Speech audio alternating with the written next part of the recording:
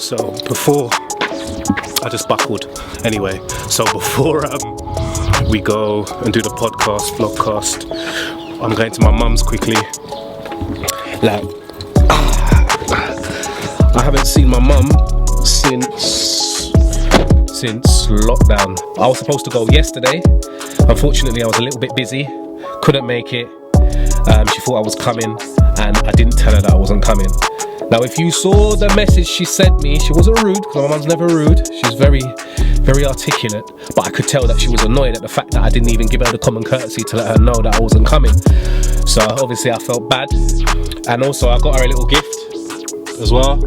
So I'm just gonna go and soften her up a little bit, and hopefully she cooked some food as well, because I'm kind of hungry. But she probably cussed and said, well, I didn't know you were coming. And I know sometimes I get caught up in my own world, doing my own thing, that, you know, I forget to remember what's important. I wanted to say I was a little bit sorry. I've had this for a while, and I just wanted you to have it. You've got to stretch out for it. Come on, Mum. Stretch it out for it. You've got to stretch out for it, Mum. You've got to stretch out for it. Just open it, Mum. Open it. You know? Thank you very much. Oh my gosh. Yeah, so I just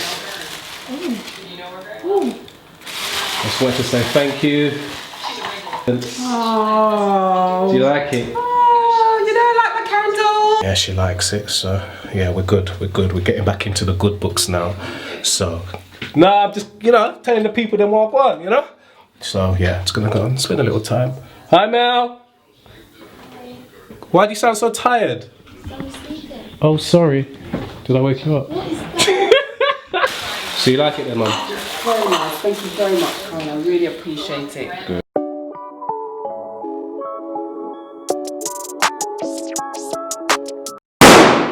Thank you for coming on to the Built Different podcast. So one of the reasons why I wanted to get you on in particular is because I've worked closely with you in the past. As I have with all of you, we have our ups and downs, but we go through.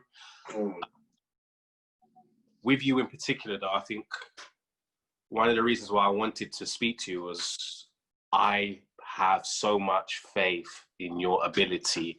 I have so much belief. I support you in everything you do, and I will always give you an honest answer. You're hard-headed, but I expect that at times. But you do listen. So what I really wanted to touch on was a little bit about lockdown, a little bit about now and future. So in terms of lockdown, where were you when you heard that? In fact, forget that. Let's go back to GCSE times, when you were told that you weren't taking GCSEs anymore. So I feel like I kind of wish I did it. But then I'm happy. The reason I'm happy that GCSEs got locked off, and the whole, in terms of like GCSEs to quarantine, I'm happy like I got away from it, because then it also gave me a chance to reinvent myself. And I feel like I wouldn't be doing what I'm doing now if I was still just be living my best life because GCSEs is over. So it gave me a lot of time to think, because I was just literally stuck in the house, nothing to do. A lot of people were just bored, but I was just trying to reinvent myself, think about what I could do, think about ways to make money, think about ways to make money I would enjoy, start businesses, etc., etc. And I also feel like, in terms of where I was going before, the school I was going before, I feel like everyone, like, there was a lot of toxic people around me. So I feel like to get out of that environment quicker, it's just perfect, I'll be real. So I personally wish I did, I still wish I did GCSEs a little, and I'm gonna miss like certain parts of secondary, but I also personally, I'm kind of happy that this whole lockdown thing happened. Okay, so you're taking more of a positive stance on how it's benefited you. Like now I kind of want it to finish and get over with, but yeah, boy. So in terms of, so you would say that you were ready to leave secondary school, you had enough? Yeah, I was ready to leave from time, but then when I got the chance to leave earlier, it was just perfect. Literally. So I don't want you to name names or go into too much detail, but you say toxic people. No, okay, I wouldn't even say toxic people, but I just feel like the environment in itself was toxic.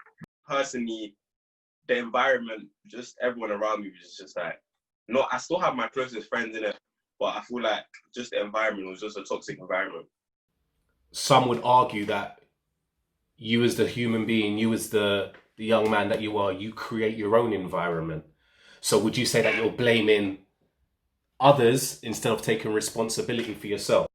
In certain parts, I do have some responsibility for creating some type of problems that I will grown up to, but I also feel like it wasn't always my fault, but I also feel like in terms of the environment, it always makes you what you get. Because I feel like if everyone, I went to like from year 7 to year 11, if I started the school off with everyone that was perfect, I might not be the best behaved out of everyone perfect, but I certainly wouldn't be as bad as I was. You get? So, and I feel like when that toxic environment just closes up on you, you just have nothing to do but to play. Yeah. Okay. So what would you say that you learned most from being in a school environment? Let's take the positive. Positives. I can't lie. The school I went to taught me a lot. Do you get? And I feel like I wouldn't be the way I am now if I didn't go through that experience. I'll be wrong. In terms of learning about how people are, how people can be big, how like life can work. My mind is sorted out my mindset and a lot. I had to go through a lot of bad stuff for them, my mindset to be sorted out. But I also feel like the bad stuff in my mind got reevaluated through lockdown, and I just saw right from wrong. Like there's a lot of stuff, so I am kind of thankful. As I think everything happens for a reason, innit? So I'm thankful that I went to that school, but where I wouldn't, if I could go back in time, I don't know if I'd go there. I would probably go there again, but I would just do certain stuff differently. Would you say that school is needed, is a necessity in this day and age? Or would you say that it needs to change, it needs to evolve? I don't feel like school's needed, but I also feel like teachers and people need to make it clear that you don't need school just to make it. Yeah. Education and knowledge is a very important part in what you know in your life. But I feel like in terms of what schools teach, they should switch up on as well. Right. So I remember a time now where you were doing history and you were crying out for a lot more black. I'll keep it real. The only reason I chose history, is because I'll just keep it 100. The only reason I chose history is for black history. But then with the school I went to, we choose our GCSEs in year 8. Year 8, the year before we were in year 7. So me being year 8, I wasn't doing the research on what I was learning. I was just choosing what we know. And obviously in year 7, we've learned some black history. So I'm thinking, oh, they're obviously going to do that for GCSE. And the way I was getting high grades in black history was just like, so I just thought, let me just go for it. And then exams on like, hopefully, obviously other topics, but hopefully one of the topics will be black history. But I also feel like, apart from black history, I feel like in this day and age, everyone, especially boys, especially I would say young black men, everyone loves money, the new latest stuff, trainers. So I feel like social media is another toxic thing, but it's what everyone's on, you get, and it sucks people in. We need it, but boy, so I feel like there's a lot of stuff that graduate people in, but I feel like when people do start making money, schools don't teach you on how to, like, how credit works, how, just all stuff like how businesses. I feel like if schools taught trading, I feel like, boy, that's another one. There's a lot of stuff the school could teach, because half the things I've learned in school, I know I'm never going to use them again in my life. So you'd say that the school curriculum then needs updating? 100%. Okay. Because, so now that you've left school, because I feel like I'd rather my child, if I had a child, I'd rather my child go to a state school. But if there's a private school that's offering them to teach trading, how credit works, just a lot of stuff, just a lot of different stuff. I can name a lot of stuff to get. I would rather pay to send my child to that school knowing they're going to come out with a lot than just trigonometry that they're never going to use again in their life. Do you get? In terms of, what if you can't afford it? Huh? What if you can't afford it? I can't afford it then. Wait, it is what it is. Hopefully, I will get to the stage where I can afford it. If I can't afford it, then just have to send my child to a state school and teach them myself.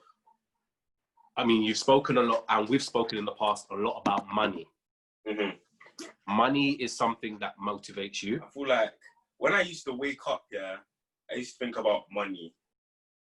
I used to sleep thinking about money. I used to walk to school thinking about money. I don't think you understand money, the way money was in my mind. I feel like the devil was getting money in my mind. It was so bad. But I got to a stage where I used to think, you know, when I used to feel like, when I heard rich people have money and they're still not happy, I never ever used to understand that. I never used to understand that phrase. I'm telling you, I never used to understand that you can generally be happy, like you can generally be in a bad place when you're the richest guy in the world. Until I left school. So what made you, where did the switch come? I'm telling you, when I left that environment and I had a couple months to myself, I started doing what I need to do. I started my YouTube. I just started everything slowly. I generally was happy. And knowing that my time is going to come, by force is going to come. Knowing that my time is going to come in the future, and I just see the way I'm building stuff, it's generally making me happy. Money would make me happier, but wait. So you'd say that you're more happy now because you're in the things that you enjoy and you love? I wouldn't say I enjoy and I love, but I'm doing something I enjoy. But I also feel like the toxic energy that was just around me in that environment was making me less happy. All I could think about was money, I'll be real. You come from good parents, especially your grandmother, who I speak to. She would think the opposite in terms of education. How have you dealt with that aspect? Well, I know it's coming from, because realistically, if I get my qualifications and I can still do what I need to do as long as I'm just staying on top of everything. Before, I just used to never care. I'll be real, just like, why, like, not everyday education. But now I just feel like if I can just stay on top of everything and then I still do what I need to do in terms of building my brand and my YouTube, then there's nothing really to complain about. So you've spoken about YouTube a couple of times. Where did the idea come from to start a YouTube channel? I was going to start YouTube like a year ago. Then I don't even know what happened. Like, there was certain stuff that went off, and then my mind, like, I always knew I was going to start YouTube eventually, but then I just slowly gravitated away from it. And then this time came, and I just thought there's no better time than to start my YouTube now. So why do you think a lot of young people now are moving towards YouTube and wanting to make their own channels instead of maybe the conventional route of, you know, education? People just generally jumping on the bandwagon for clout. Okay. I'll be real, there's a lot of young people. Explain what clout is for people who don't understand what clout means. There's a lot of people jumping on it just to be known and to be next big thing, just to try and be famous and just for attention and to be big, like to be very known. But then there's some people just generally jumping on it. Like me personally, I danced in the past, so my original plan for YouTube was to do some videos here and there, but was to generally promote my dancing onto YouTube. But then I also started thinking, like, I enjoy bringing out content. I enjoy like doing these challenges, telling story time, doing all these videos, and then editing actually isn't that bad. Like sometimes it's long, sometimes exploring, like it can get long, but it's generally not that bad, you get. So then if I'm doing that and I generally kind of enjoy it, then why am I not bringing these people content? I enjoy doing it myself rather than just dancing, giving them, I might as well give them something else I like, you get. So I'm not gonna lie, we've spoken about me doing a podcast before. It's probably been over 365 days. I said I was gonna do it and I didn't get to do it. Like yourself, during lockdown, I said, look, there's no time like the present. So I might as well. One of the things that was holding me back though, was a fear of what people would say. Yeah, 100. and they would support. So how have you dealt with that? I'll be real. In terms of support, yeah, it's for like as soon as I started YouTube and I started promoting my thing, yeah, it's so funny because the people, like, you always know that some people are not going to support your thing, and you always expect it. But what slaps you in the face is the people that you didn't expect, and you don't know who's not going to support you, going to support you. Because there's some people that they'll send your stuff and you'll always support them no matter what. But then now it's you're sending them your stuff and they can't support you. Even some of your closest people, they can't just simply repost. You get? And it's not even just one person, it's a number of people. But then again, and in terms of thinking like what other people would think, we're starting YouTube. I knew people are gonna think, Enge Gonge, whatever. But then it just is what it is.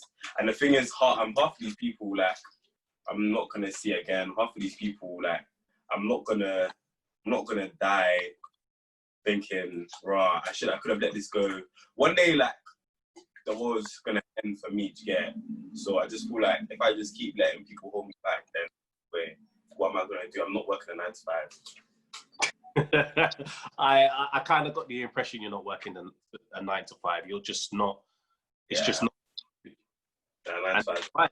I've always said to you, you do what you want to do, but be confident, all in. Like, if I ever have to work at 9 to 5, then I've failed in life. But can you really say that though? Because being an entrepreneur, for example, isn't for everyone. So you can't, I believe you can't knock everyone or the people who are doing a 9 to 5, because that's where people feel comfortable. And it's okay to do a 9 to 5. For some people it's perfect, but for me personally, I don't think I can personally work a 9 to 5. But at the moment, like, I can get a job now, but I'm talking long term wise, I don't think I can work a 9 to 5. But if I did, like, it is what it is, honestly. But boy, I just hopefully I don't get paid. Like, scenario then for you, because obviously college in September, you're growing your YouTube, you're still dancing here and there. And then after college, I'm going uni. Uni, okay. So what do you plan to study at uni? Economics or business. Why economics? Just to learn more about how, like, money works, so then maybe even business management. Get into your college of choice. We won't mention. I did not recommend you go there because, no disrespect, it's like a fashion show, because that's where I told you that's where I wanted to go, and if I would have gone there, it would have been curtains for me. How do you intend to deal with the distractions of the fashion show, of the ladies, because we all know you're a bit of a ladies man? How do you intend to stay on track? How do you intend to stay consistent? Because you're going to be seeing people from north, west, south, east, all over the place. Time round, I feel like I'm not really still a kid, but I'm kind of up and matured now. So I feel like there will still be distractions here and there, but if my head's screwed on, I just have to keep myself and do me, because I'm not there for any other purpose. But then again, of course, here and there, I'm just going to be doing my thing, but I'm not there for the wrong intention. So yeah. And how did your mum and grandma feel about you going to this particular 50-50. First of all, they didn't like the area, innit? Yeah. And then they were like, they're fine with it, but then they would have liked to go to another one. But the thing is, another reason, this is another big reason I didn't want to go. Another big reason I wanted to go there, because no one from my previous school was going there. Okay. And the one they wanted me to go to was in my area, and I hate my area with a passion. So, like, I'm against my area, but I just hate that my area. So I didn't want to be with anyone in my area to get away from my area, get away from my borough, and just start, I wouldn't say a new chapter, but just meet new people, network new people, etc. Now, the government have said, they're loosening things up in terms of restrictions and what we can do, where we can go. Do you think it's been a little bit early, or has it been too late? How do you think the government have dealt with what's been going on? I can't remember exactly. I think Italy went into Italy. Mm. We were staying this lockdown. That's when our country started making Boris started coming out regularly, talking about etc. etc. But I feel like if we went on lockdown earlier, we would have prevented a lot of people getting sicker. Okay, so did you think in your lifetime that you would experience something like this would happen? Never. I never thought. I never thought. Yeah, it's mad to think that if this whole thing didn't happen, I would have finished all my GCSEs. Mm. That's crazy. I wouldn't think. Yeah, this is basically like a mini gap here. I wouldn't think from the week. It was literally my birthday, and then I said after my birthday I'm gonna start planning my GCSEs.